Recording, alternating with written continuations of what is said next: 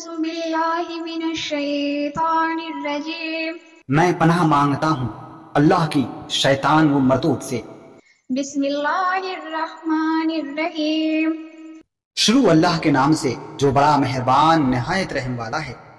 ألم نشرح لك صدرك اے پیغمبر، کیا ہم نے تمہاری خاطر تمہارا سینہ کھول نہیں دیا، ووضعنا عنك وزرك اور ہم نے تم سے تمہارا وہ بوجھ اتار دیا ہے الذي أنقض ظهرك جس نے تمہاری کمر توڑ رکھی تھی، ورفعنا لك ذكرك اور ہم نے تمہاری خاطر تمہارے تذکرے کو اونچا مقام عطا کر دیا ہے۔ فإن مع العسر يسرا چنانچہ حقیقت یہ ہے کہ مشکلات کے ساتھ آسانی بھی ہوتی ہے۔ إن مع العسر يسرا یقیناً مشکلات کے ساتھ آسانی بھی ہوتی ہے۔